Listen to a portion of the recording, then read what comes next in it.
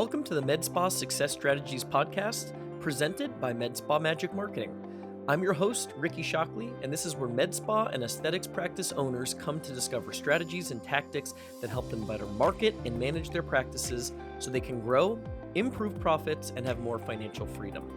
Excited to be joined today by Sonya and Katie Kennedy, owners and founders of Magnolia Medspa. Sonya has experience as a professional model and esthetician, and she's an industry leader in beauty and anti-aging. Katie, Sonya's daughter, is the co-founder of the practice, lead esthetician, and office manager. We're going to touch on a lot of topics today, but one of the topics that we really wanted to focus on was financials, managing a practice without over-leveraging debt, and avoiding that shiny object syndrome that comes with expensive new equipment. All right, Sonya and Katie, thank you so much for joining us today. We appreciate you being on the podcast. Thanks for having us. We're happy to be here. So I know we connected briefly last week, and the topic of today's conversation is really around debt and financials and how you go about thinking about those things, how you avoided the pitfalls of debt, learning to say no, and some of those things. So I guess first, though, we always like to do a backstory. So could you just tell us the backstory of how the business came to be, how you launched the spa? Sure. I had been a stay-at-home mom. My kids went away to college, and at the time I was married to a physician, and he had an urgent care center. And so I went in there and just started offering Botox, started out that way, and turned out to be a good location and good timing. And we got a hydrofacial machine, and it just sort of took a life of its own. And before I knew it, the urgent care center was a med spa. So accidentally almost turned the urgent care center into a med spa. Accidentally. Yeah. Very cool. We went from depending on insurance to all cash, which was a much better way to make a living. Cool. So the transition between the urgent care that was a med spa and actually turning into a full-fledged med spa, opening the location, is the location you're in now the original location? Is that where you opened? No, it's 3 miles down the road. Okay. What was that first location like when you had your first spot? It was bigger. It was much bigger. And it, over the years I had started decorating it to be more like a med spa and less like a urgent care center. So, it was very pretty. And it was a good location. But when the time came and I split off and went on my own, it was actually too much space for me. I did not want to have a big, I didn't want to pay a lot for rent because I already knew what the overhead was like. And that you have to hang on to your money because your overhead is really high. So the place I found was really perfect because it was just 3 miles down the road in an upscale shopping center, and it had been a spa. So I saved a lot of money on my build out. I mean, obviously we changed some things, but it wasn't like, from scratch. So I always tell people, man, if you can find something that's been a doctor's office or a dentist's office and it's partially built out for you, that's a really good way to save a lot of money from the beginning. Yeah. So it's super smart. It's been a great location for us. That's awesome. Did you have to grow into it? So when you first got into that spot, or did it have some capacity where you're like, hey, we're not maybe using all of these rooms now, but it gives us something to grow into while also being something that we can comfortably afford at the current level of business? Well, it's okay. So it's a flexible space. So we wanted to utilize each room and be making money with each room. But it is malleable in the sense that we can make more rooms injectable rooms, or we have 2 waiting areas right now, for example.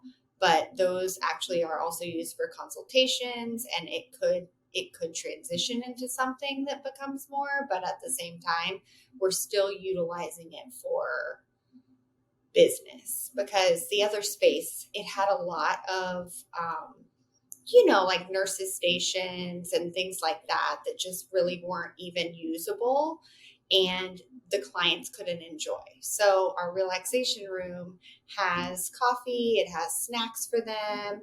It makes the waiting experience enjoyable and make them feel welcome here as opposed to just sitting and waiting for their treatment. Makes sense.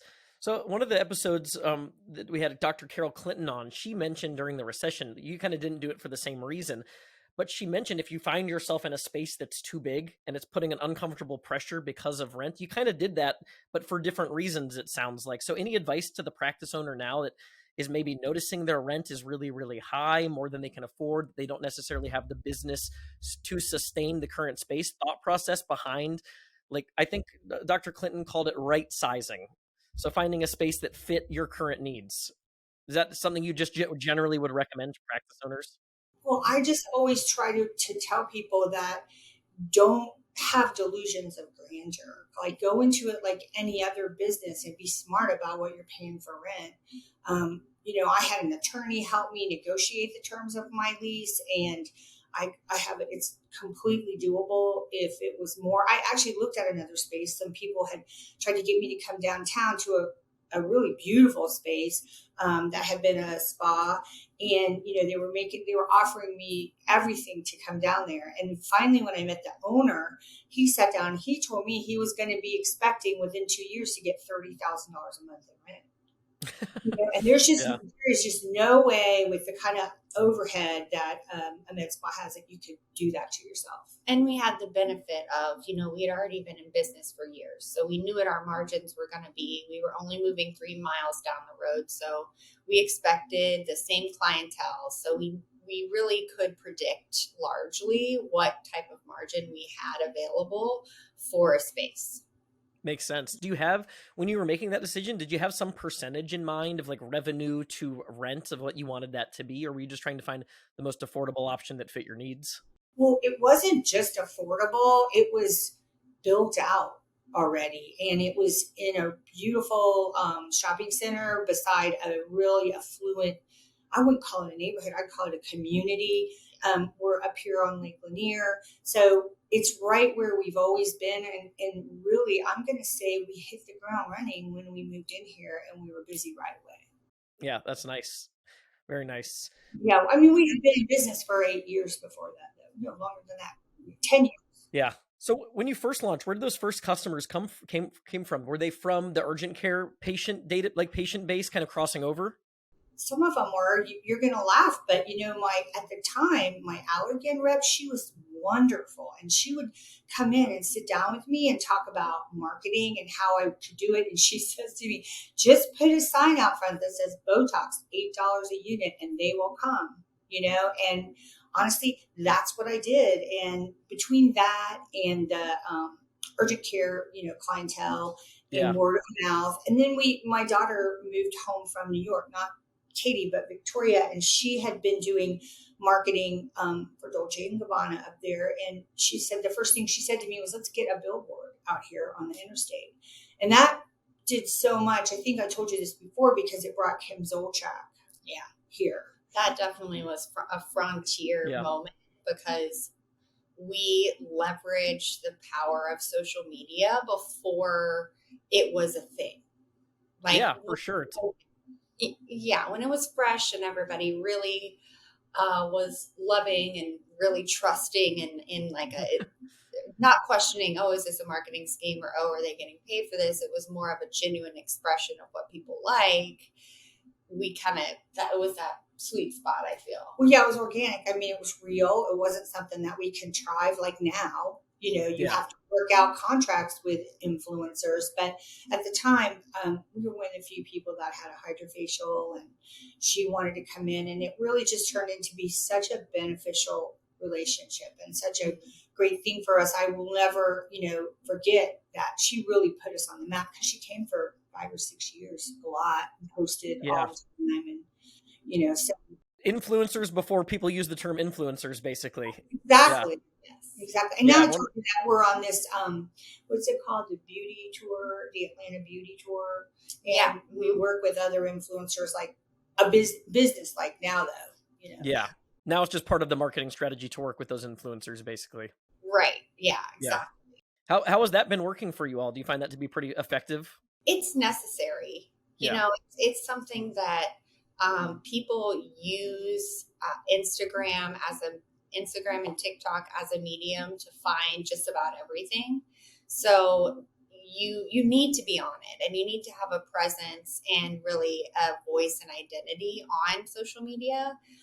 That's something that we've been blessed with, and it's come organically for us. And we have a really loyal following that way. I just think that it's really just part of business now.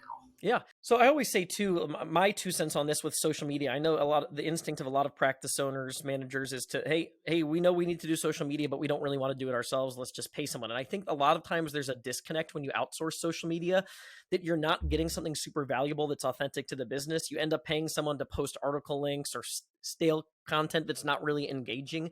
So we always recommend that people manage that in-house. I don't know how you all are doing that. Are you all managing that yourselves, the social media?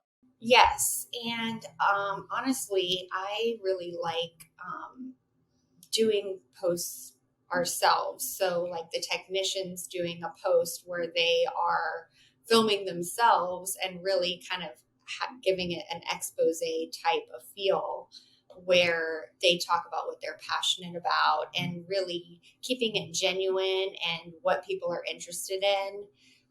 Is something that I find really important. Sometimes when you do like the schedules that people fall into and they're like, what do I do? I have no idea. It gets really kind of contrived and stale. Yeah. I really like feeling out and listening to what my technicians are doing a lot and what they're passionate about, and focusing on that, because that typically is what they're having the most in-depth conversations about and what clients are wanting to come in for.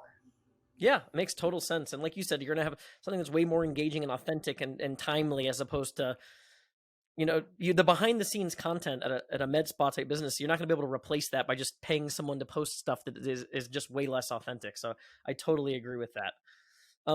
So sorry to sidetrack us there. So circling back to the topic of kind of debt and financials, did you have is there anything like in your personal life that kind of shaped this? I don't want to say frugality, but just like diligence with the financial planning of the business. Oh, yeah. Okay. I mean, we just really didn't have the money, and we did the best that we could. And I told you it was kind of like born of a divorce. And I pretty much opened this place on my credit cards. And, we worked really hard to get it ready. And it's just been a blessing. And we really kind of sat down before opening and thought about, well, we can't be all over the place with this spa. We can't offer everything like some spas do. We have all the latest machines. We do everything.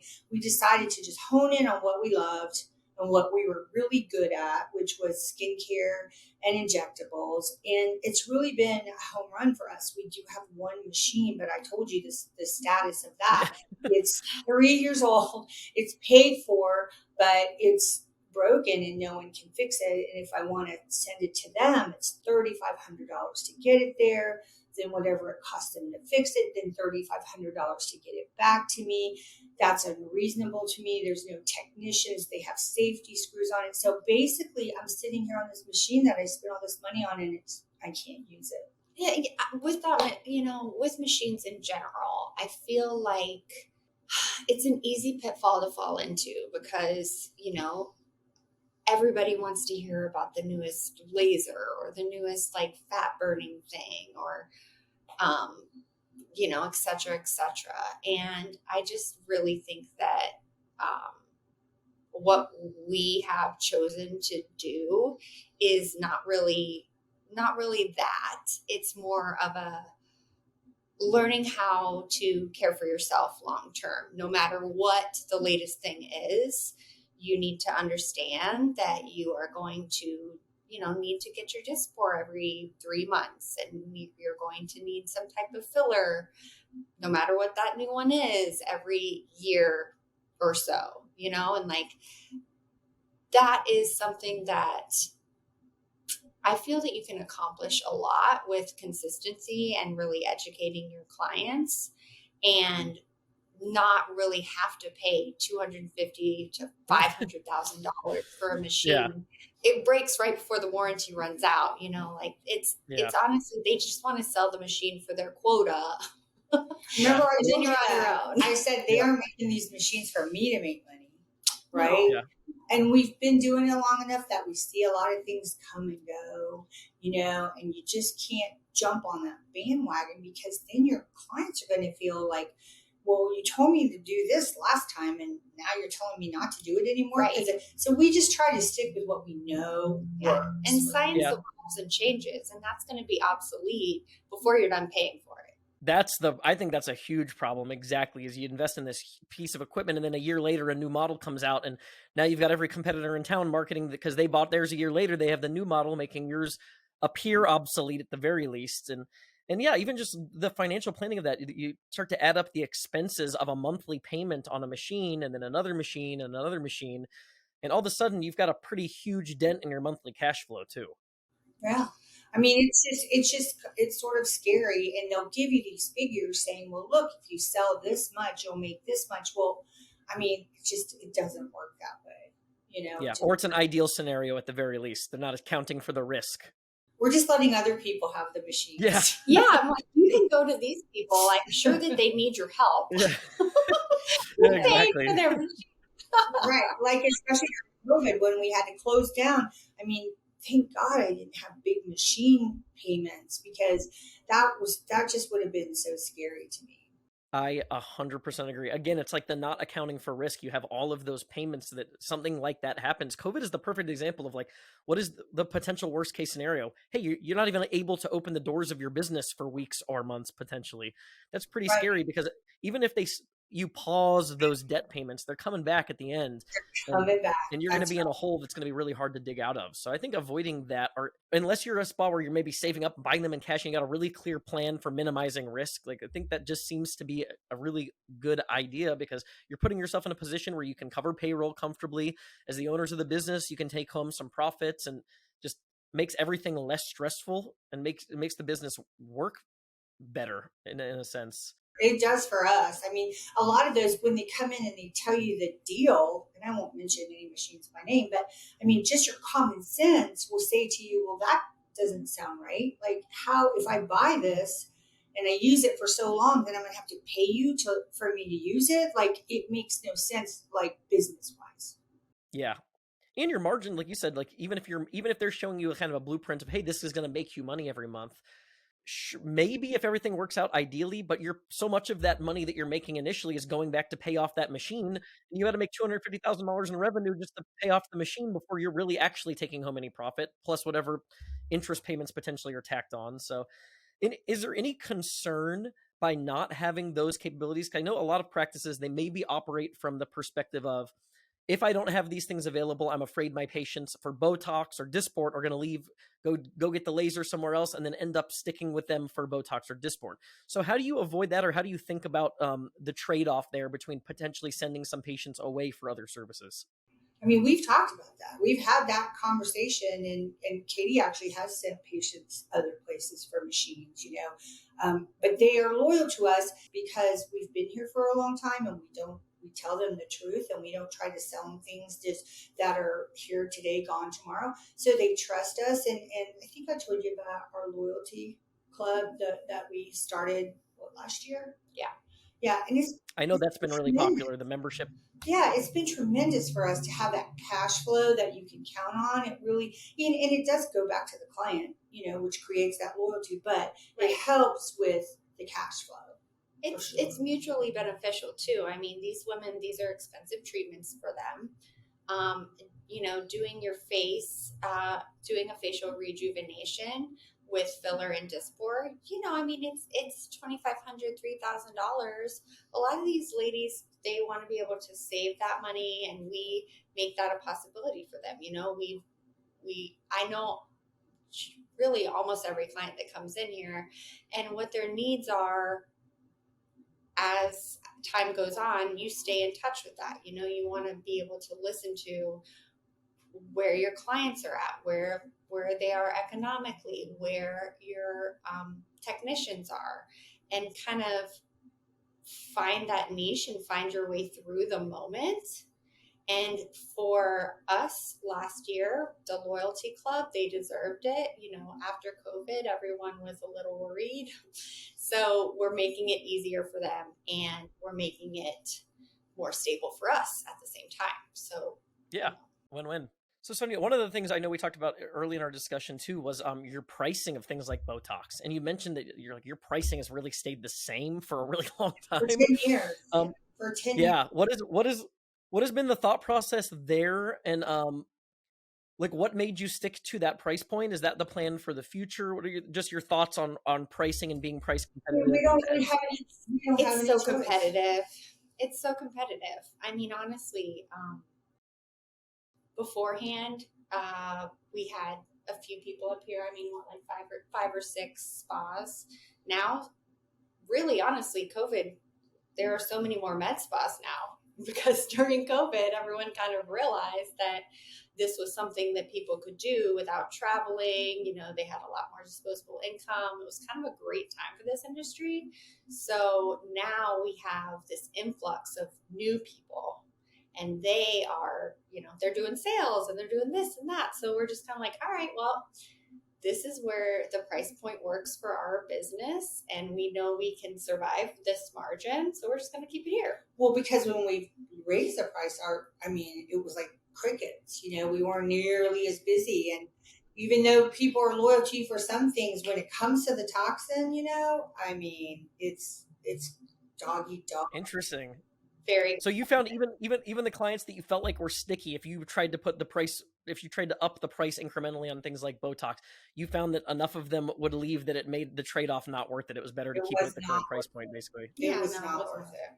You know, I think you and I talked about how there's people opening up med spas all over, and they don't really understand the business. So they're selling it cheap. They're buying it, you know, under the table. There's so many different, I mean, I probably get 10, 15 emails a week of people saying, oh, I can sell you this Juvederm. I can sell you this Botox, you know, and I'm sure to them, they don't understand the consequences of that. And it has to be what they're doing. Otherwise, they're just losing money. You know, I mean, when it comes down to dollars and cents, I don't really understand how some of the places do it for the price they do it. Well, you all seem like you're in a very competitive price point, and you're able to stay price competitive, probably in a large part because you don't have this crazy overhead. You don't have to use like a higher margin of Botox to supplement the cost of the machine that you have a loan on. So I think that allows you just the flexibility to make those decisions too, because you can be tighter with the margins and still be profitable. Our highest overhead is payroll and, you know, our suppliers, right, for our injectables. And those are the two most important things that there are, you know, is you want to have good people working for you. So to have good people in this industry after COVID, it costs a lot. You have to pay them really well. And, you know, we only buy from Galderma and Allergan. We don't use any of these side people that are like, you know, it's half price from us. We take care of our clients and we do everything the right way. Yeah, that makes a ton of sense. And then with staff and I wanted to get into that a little bit too. I know there can be like a chicken or the egg type issue when you're hiring. It's like, well, we don't have enough business to bring on a person, but if we don't have a person to do the work, I can't sell this service. So I guess that makes it a little easier to manage when you're kind of sticking to a smaller list of services. But when you grew your team, how did you go about doing that? Did you just grow your team as cash flow allowed when it made sense to make the next hire? Like, what allowed you to go from one team member to 2 to 3, for example? Business dictated how many injectors we needed, and the more we have, the more money we make, right? Yeah, and I mean, you can build slowly, really starting people out in a part-time way. A lot of our technicians are not here every single day. I feel like that's a much better balance, especially for injectors. We really kind of keep that balance as far as, let's put you on the schedule. Let's see how you do with 1 day a week. We just increased one of our technicians to 2 days a week, and she's going to build her Tuesdays. You know, she built up her Wednesdays, and, you know, they slowly, you know, they earn the time and they get to know the clients, and they're not just sitting around bored. We promote them and do specials for them, you know, like a new person on a Tuesday. So we'll do a Tuesday special to promote the new injector that day. And so people will come in for that, and then they'll meet her and get to know her. And so we definitely help. Nice. So just being smart. And like you said, Katie, like, hey, let's add 1 extra day. Let's bring on someone part-time and let their schedule expand as demand allows, basically. Right. Actionable steps. I mean, we're a huge fan of that, because if you are taking these big, huge leaps and these huge risks in an industry that it's very fluid, And, you know, I mean, you're taking a risk with a new injector anyways.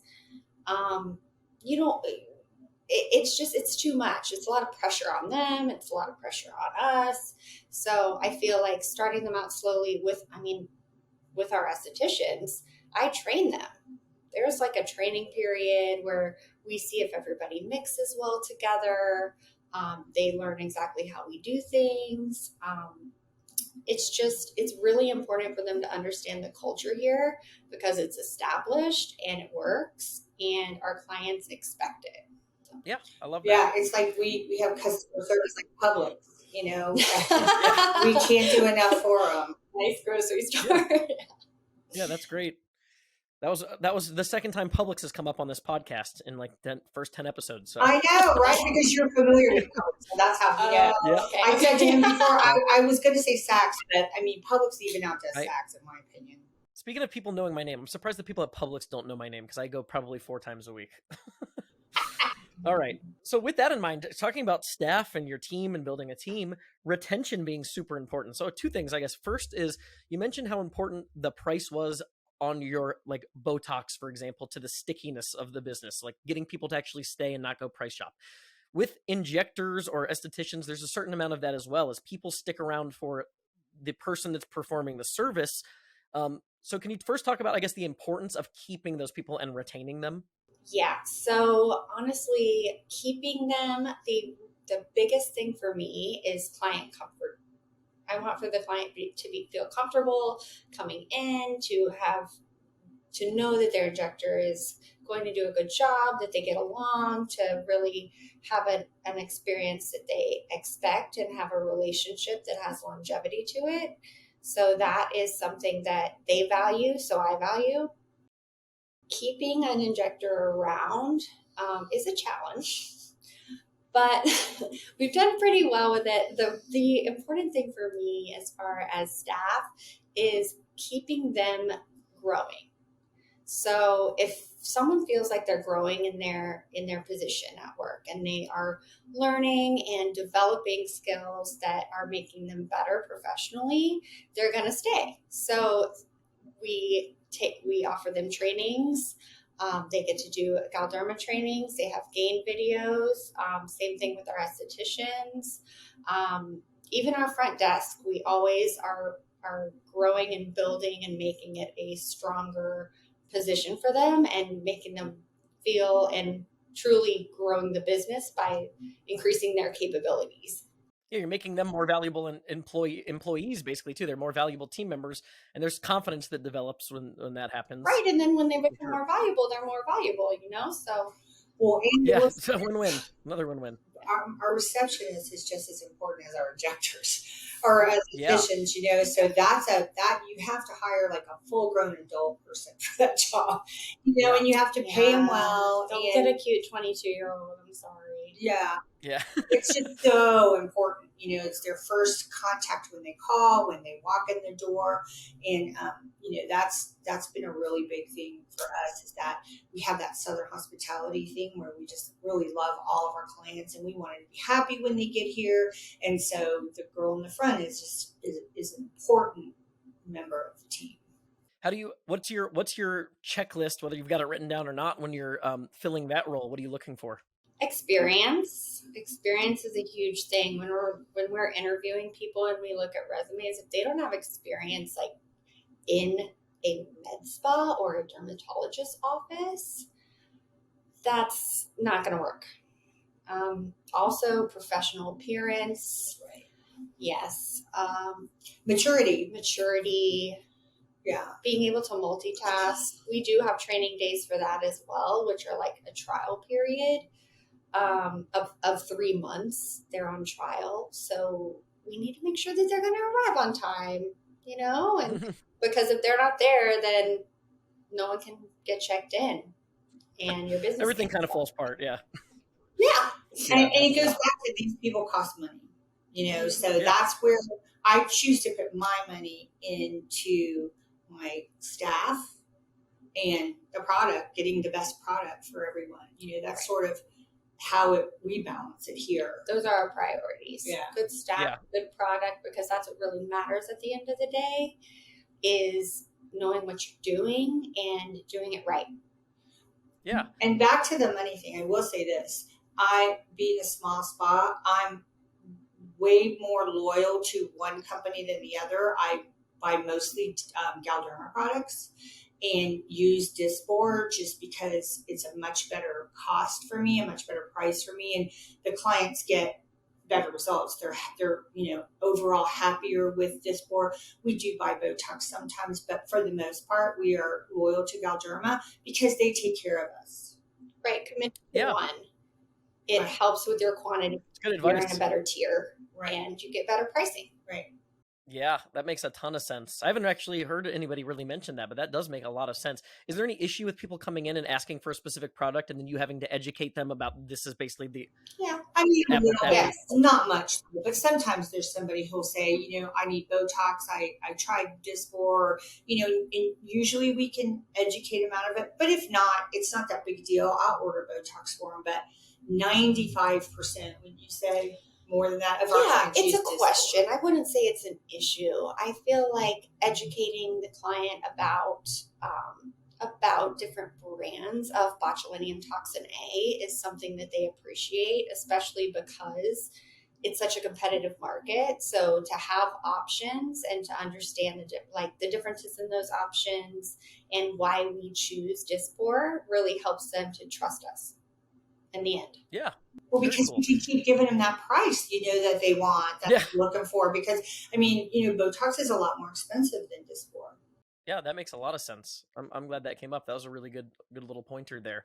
So, Katie, you mentioned you want to make sure your team feel like they have an upward trend in terms of their knowledge and expertise and experience and feel like they're growing in their careers. What about financially? Sonya, you mentioned wanting to pay them well. Is there a growth path for those people? How are you going about a strategy to retain staff? Yes, once they start to gain value, then that's an option for them to increase their hourly. Well, here's what I'll say is once they've proven that they can sell, that they can inject, that they're reliable, that they're professional, right? All those things, then I have a certain amount that I pay them, and I pay probably top dollar in Atlanta, right? I pay hourly and commission.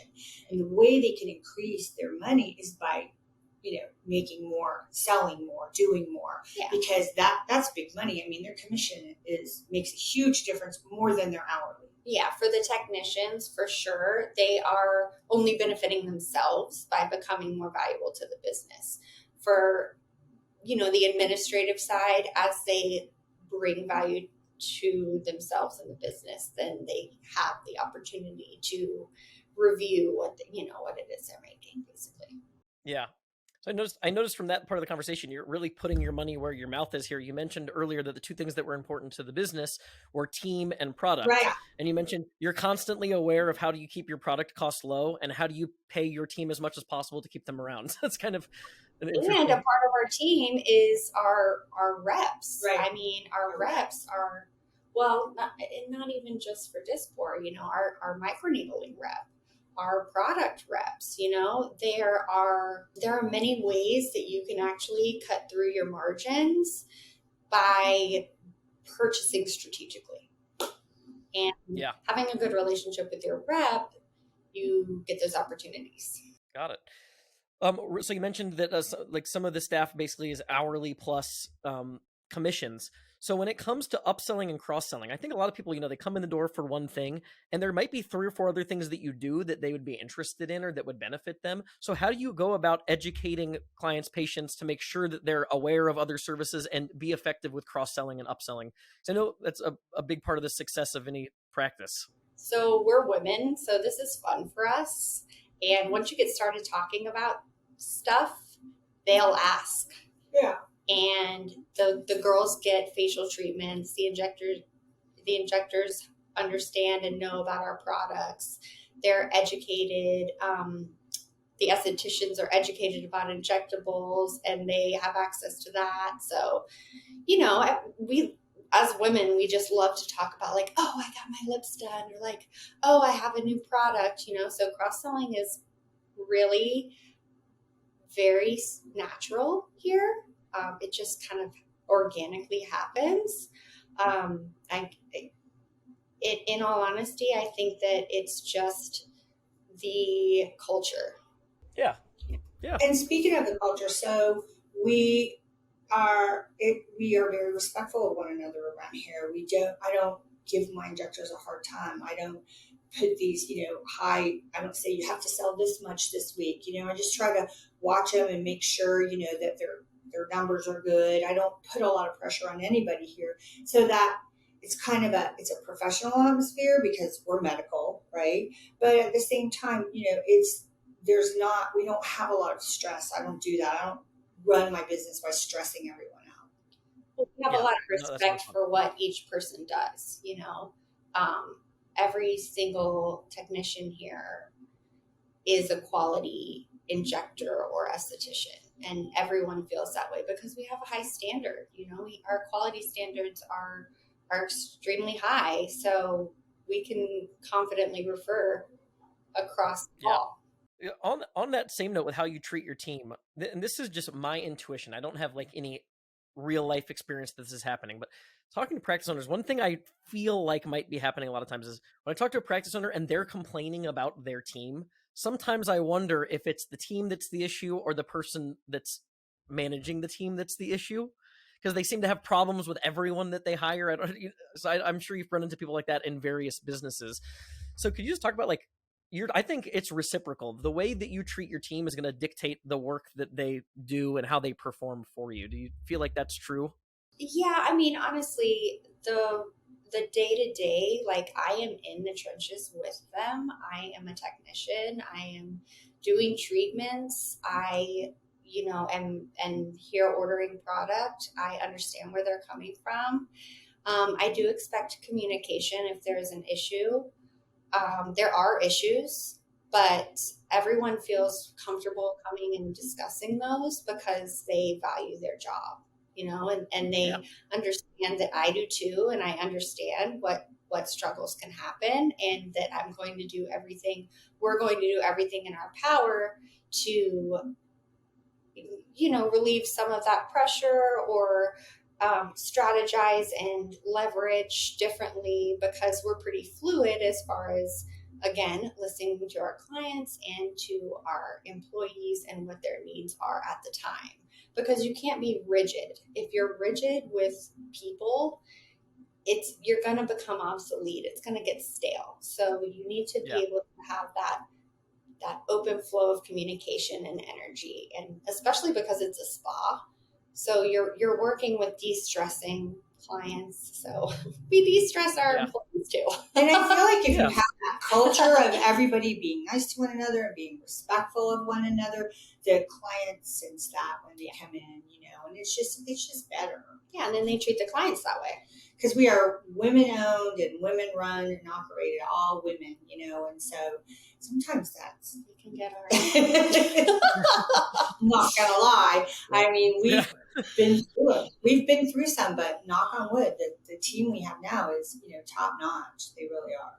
Yeah, like holding people accountable, but also treating them with respect and kind of being collaborative instead of always being demeaning. And I think a lot of it's just the attitude you have as the person managing the team. 2 more quick questions. One would be advice to a practice owner, A, just starting out, and then B, someone, and I asked this on our last episode, someone that maybe went a little too far with purchasing equipment, getting a space they couldn't afford.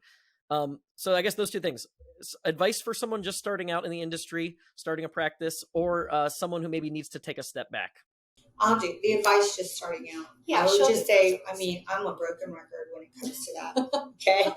Do not spend too much money, because your overhead, you're going to need that money for operational costs. You're just going to need that money. So you don't need too much space. I think we have 2,500 square feet, maybe 2,700, somewhere around there. We have 6 rooms, 2 waiting rooms, 2 offices, 3 offices. It serves us well. It's completely affordable for us.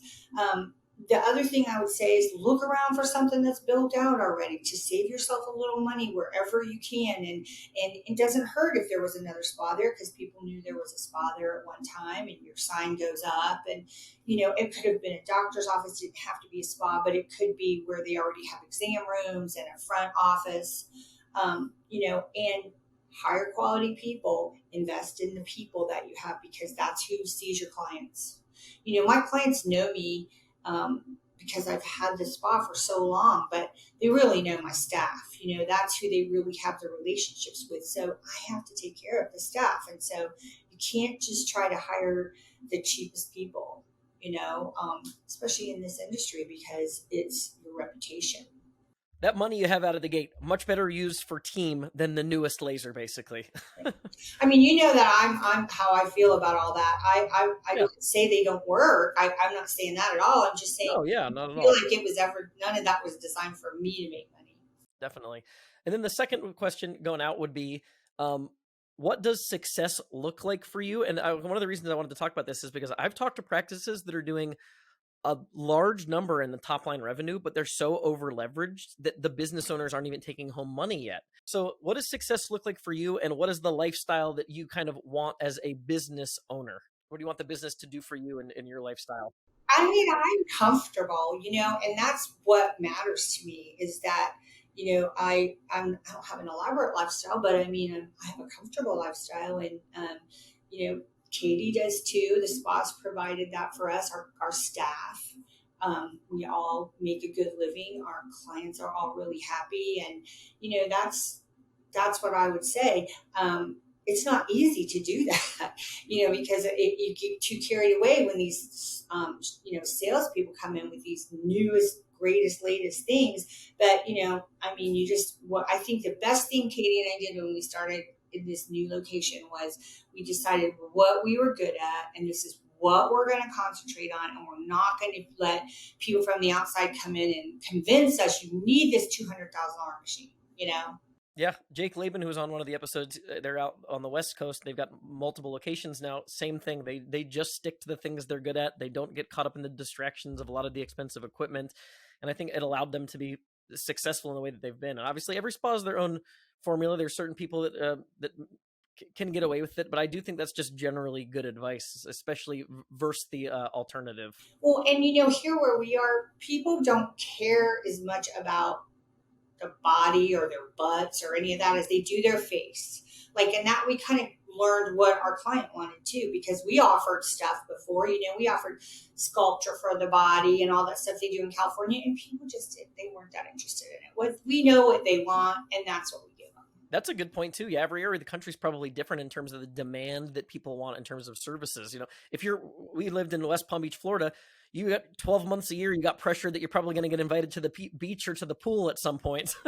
Here in Middle Tennessee, not so much. Yeah, lots of high stuff. But you just can't get carried away, because there's you could be selling supplements, and you could be doing body stuff, and and it can just get, a little bit, spread yourself too thin that way, and so we know where our money comes from, and we know what our clients want, and we have our own skincare line, so we do really well with that.